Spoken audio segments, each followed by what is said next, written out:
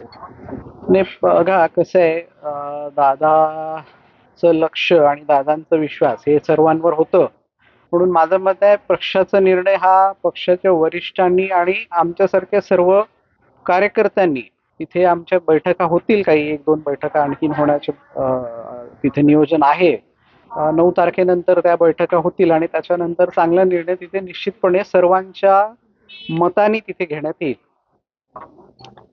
विरोध म्हणून असं नाहीये, पण माझं मत एवढंच आहे की जर तशी काही चर्चा झाली असेल यापूर्वी, तर निश्चितपणे दादांनी आम्हाला सर्वांना कॉन्फिडन्समध्ये घेऊन किंवा आम्हाला त्याच्या संदर्भात माहिती दिली असती, पण अशी माहिती आम्हाला तिथे देण्यात आलेली नाही आतापर्यंत. जरी म्हणत असेल असंही होऊ शकते कदाचित की नंतर माहिती देणार होते, पण दुर्दैव आपल्यामधून दादा तिथून निघून गेलेत. विलिनीकरणच्या वर आता माझं भाष्य करणं त्याला त्याच्या एवढं महत्व नाहीये. माझं मत असं आहे की वरिष्ठांची आणि सर्व पक्षाच्या प्रत्येक पातळीच्या लोकांनी मिळून हा निर्णय घेण्याची गरज आहे. आता आपण स्थानिक स्वराज्य निवडणुका जेव्हा लढतो तेव्हा अशा बैठकी होत राहतात.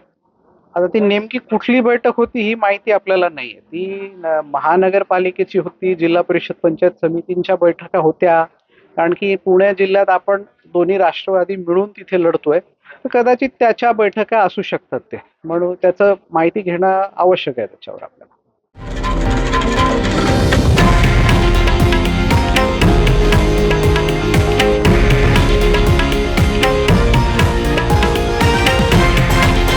हे आहे देशातील नंबर 1 न्यूज नेटवर्क आणि आपण पाहत आहात TV9 मराठी, एकमेव.